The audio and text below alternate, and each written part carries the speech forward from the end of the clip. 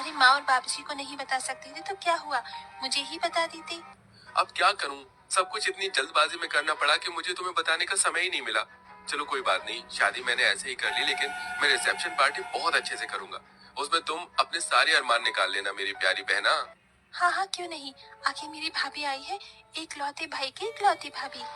हिमांशी का व्यवहार देखकर और उसका पहनावा देखकर सलोनी अपने मन ही मन सोच रही थी, मेरी ननद तो बहुत खूबसूरत, सुंदर और गोरी है।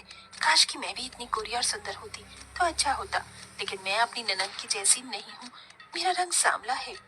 सलोनी अपने मन में ऐसा सोचकर अपना मुंह लटका लेती है। कुछ देर बाद हिमांशी सलोनी को अपने भाई के कमरे में लेकर आती है।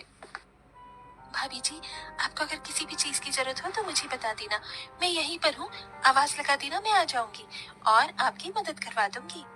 अभी तो मुझे किसी भी चीज की जरूरत नहीं है ननन जी, लेकिन अगर किसी चीज की जरूरत होगी तो मैं आपको तुरंत बुला लूंगी। आप चिंता मत करो, आपके अलावा इस घर में मेरा है भी कौन जो मुझे समझ सके। एक भाभी के लिए एक ननन बहुत मायने रखती है, आप तो इस चीज को समझती हो ना। हाँ हाँ क्यों नहीं मेरी प्यारी भाभी, बिल्कुल समझती हूँ, आप चिंता मत करो, मेरे रहते इस घर में आपको कभी किसी चीज की परेशानी होगी ही नहीं। ऐसा बोलने के बाद हिमांशी अपने भाई के कमरे से बाहर आ जाती है। थोड़ी ही देर बाद हिमांशी अपने कमरे में जाती है और एक नया सा सूट पहनकर अपनी भाभी के कमरे में आती है। अरे भाभी, अभी तक आप तैयार नहीं हुई हो, रुको मैं आपको तैयार कर देती हूँ। हिमांशी अपनी भाभी सलोनी को तैयार करने लगती है। तभी सलोनी देखती है कि हिमांशी ने बहुत सुंदर और प्यारा सूट पहना होता है। वो शीशे में अपनी ननद को देखते हुए कहती है, क्या बात है ननद जी, तुम्हारा ये सूट कितना प्यारा लग रहा है, तुम्हारे गोरे रंग पर खिल रहा है। मेरा रंग काला है ना, तो मेरे ऊपर ऐसे कपड़े अच्छे नहीं लगते। मैंने कई बार ऐसे कपड़े देखे हैं, लेकिन मेरा रंग और बेकार लगने लगता है। अरे भाभी कैसी बात कर रही हो आप, ये तो बहुत प्यारा कलर है और ये कलर भी मीडियम है, इसे गाजरी कलर बोलते हैं। आपको पता है ये कलर हर एक औरत के ऊपर जचता है, फिर चाहे वो काली हो या गोरी हो। आपको यकीन नहीं है तो रुको, मैं आपको ये सूट देती हूँ, फिर आप इसे पहनकर देखना, आपके ऊपर बहुत अच्छा लगेगा। हिमांशी अपने कमरे में जाती है और दूसरा सूट पहनकर जो उसने पहना होता है उसे उतार के अपनी भाभी के पास ले आती है। भाभी ये लो सूट। अरे ननन जी, आपको ये सूट मुझे देने की क्या जरूरत थी, रहने दीजिए। अरे क्या हुआ भाभी, आप मेरी भाभी हो, मैं इतना नहीं कर सकती, चलो इसे पहनकर दिखाओ। हिमांशी के ऐसा कहने के बाद सलोनी हिमांशी की बात मान लेती है और सूट पहनकर अपनी ननन को दिखाती है। देखो ननन जी कैसा लग रहा है। पहले तो मुझे लग रहा था कि मेरे रंग के ऊपर ये अच्छा नहीं लगेगा, लेकिन मेरे सांवले रंग के ऊपर ये मुझे बहुत अच्छा लग रहा है। हाँ हाँ क्यों नहीं भाभी, आपके ऊपर ये रंग बहुत अच्छा लग रहा है। कलर कुछ नहीं होता भाभी, पहनने का तरीका होना चाहिए। आपके ऊपर ये सच में बहुत अच्छा लग रहा है, आज से आप इसे अपने पास ही रख लो। हिमांशी ऐसा कहकर अपनी भाभी को तैयार करने के बाद मुंह दिखाई के लिए लेकर आती है, जहाँ सब बहुत अच्छे से उसकी मुंह दिखाई की रस्म करते हैं और सभी उसे शगुन देते हैं। साथ में हिमांशी भी एक प्यारा सा तोहफा अपनी भाभी को देती है। भाभी, मैं आपके लिए ये इतना प्यारा सा तोहफा लेकर आई हूँ, इसे हमेशा अपने पास ही रखना। आप तो बहुत अच्छी हो ननन जी, आपका बहुत बहुत शुक्रिया। इस तरह हिमांशी अपनी नई भाभी के आने पर बहुत खुश होती है, लेकिन सलोनी बहुत ही चालाक होती है। उसे जो भी चीज हिमांशी की अच्छी लगती है वो उससे लेने के चक्कर में उसके सामने ऐसा दिखावा करती है जैसे उसके रंग की वजह से उसके ऊपर कुछ भी अच्छा लगता ही नहीं। एक दिन सलोनी अपनी ननंद के कमरे में आती है तो वो ननंद के ड्रेसिंग टेबल पर बहुत महंगा महंगा मेकअप का सामान देखती है। कितना महंगा महंगा मेकअप का सामान है, मुझे तो बड़ी हैरानी हो रही है, ऐसा सामान तो मैंने कभी देखा ही नहीं जिंदगी में। अरे भाभी आप यहाँ, कुछ काम था क्या आपको? नहीं कुछ काम नहीं था, मैं तो बस ऐसे ही आई थी।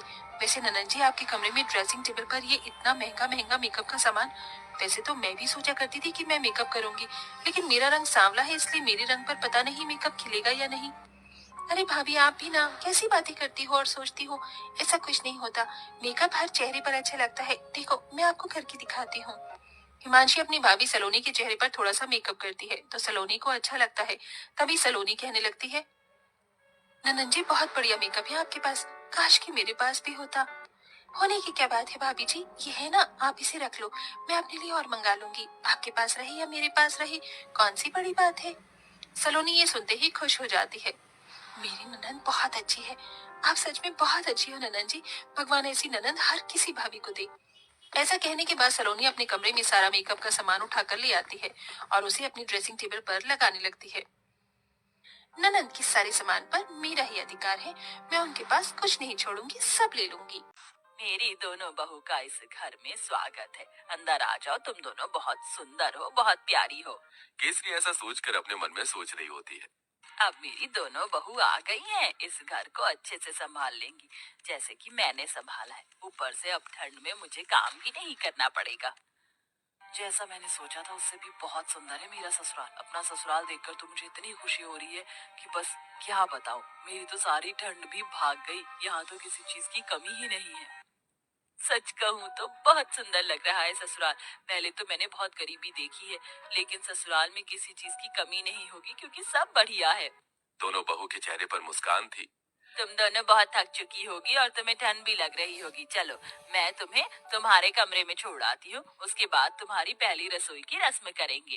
केसरी ऐसा कहकर अपनी दोनों बहू को उनके कमरे में लेकर जाती है, जहाँ दोनों बहू थोड़ी देर आराम करती हैं।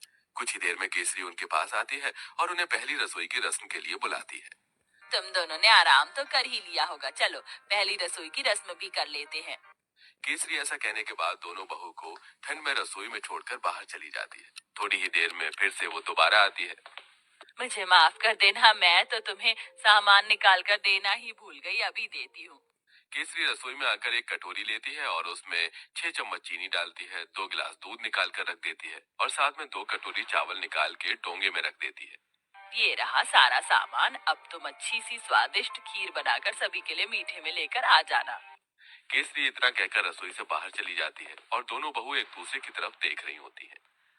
लगता है माँ जी हमें कुछ ज्यादा ही भली समझ रही हैं। मुझे तो लगता है कि उन्हें ये लग रहा होगा कि हमें खाना बनाना ही नहीं आता। चलो कोई बात नहीं, हम अपने हिसाब से बना लेते हैं। ज्यादा बनाएंगे ताकि रात को खाने को मिल जाए। खाने के बाद कुछ मीठा अच्छा लगता है।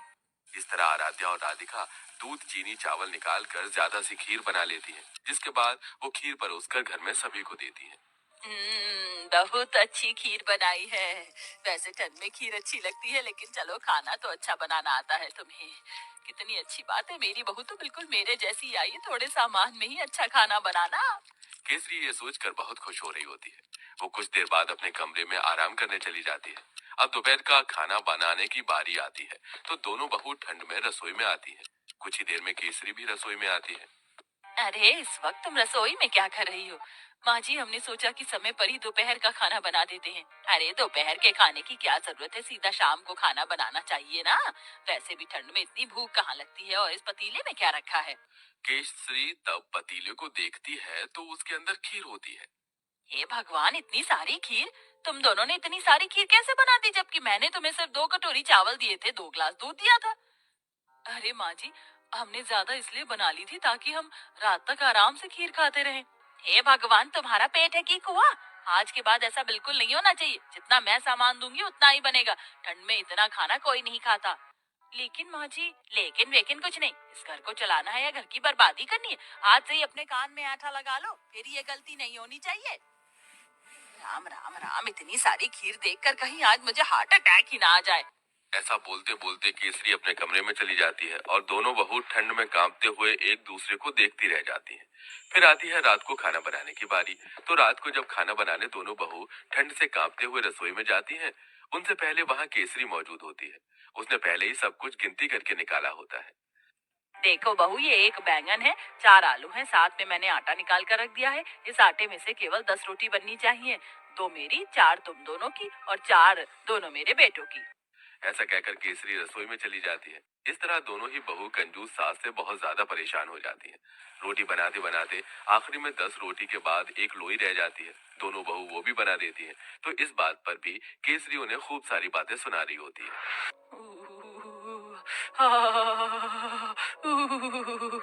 बहुत ठंड लग रही है। एक तो घर के सारे काम करो, ऊपर से खाना भी बनाओ, तो गिनती का। मेरा तो पेट भी नहीं भरता। पता नहीं कंजूस सास हमें कुछ खाने क्यों नहीं देती। सही बोल रही हो। ऊपर से रसोई में काम करते हुए ठंड लगती है। हमारी सास हमें एक हीटर भी नहीं ला कर दे सकती। वैसे मुझे बहुत जोरों से भूख लगी है। 2 रोटी में मेरा क्या होगा? एक आखिरी में 10 रोटी के बाद एक लोई रह जाती है। दोनों बहू वो भी बना देती हैं। तो इस बात पर भी केसरी उन्हें खूब सारी बातें सुना रही होती है।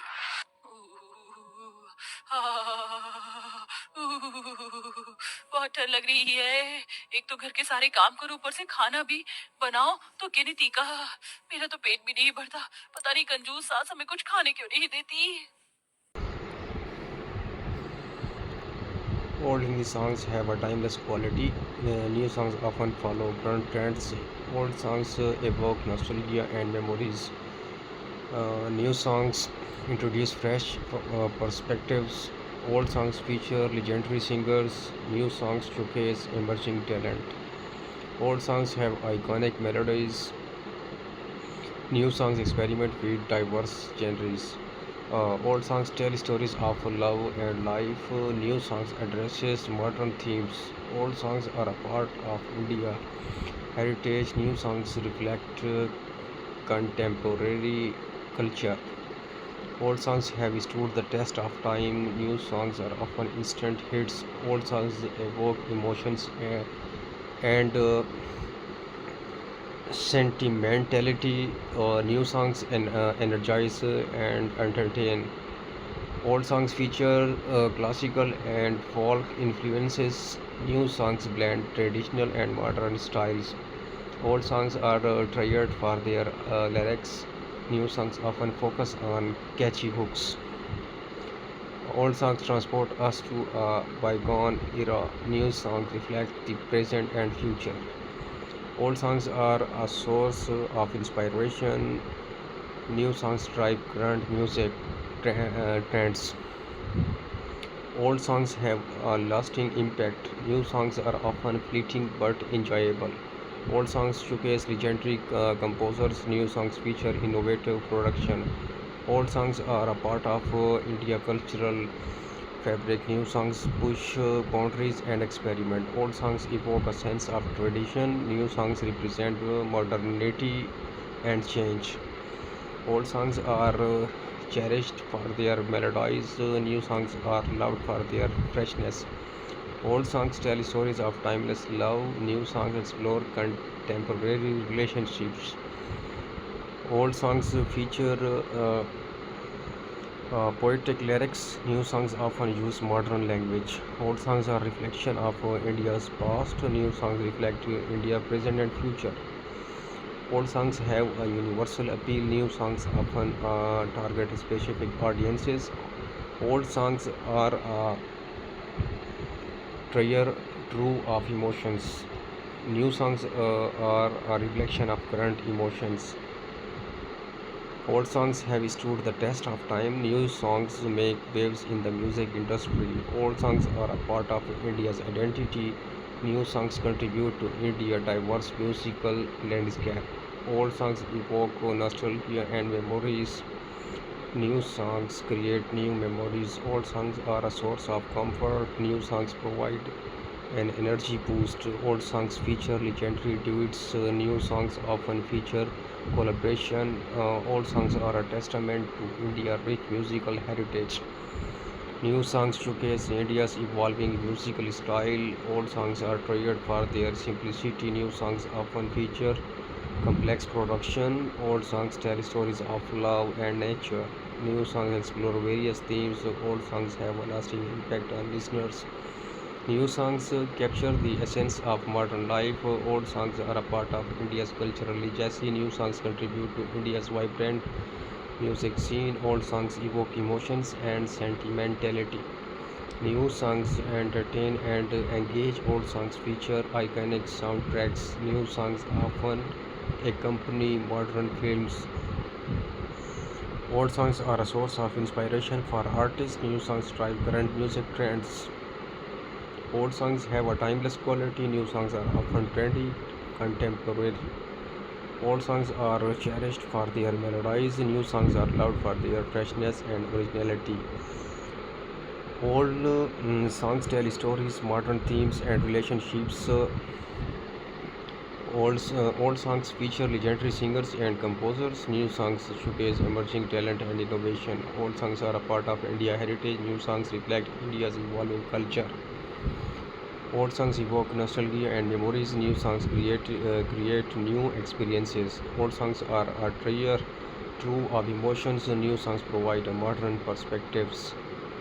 Old songs have stood the test of time. New songs make a lasting impact. Old songs are a reflection of India's rich cultural heritage. New songs contribute to India's diverse musical landscape.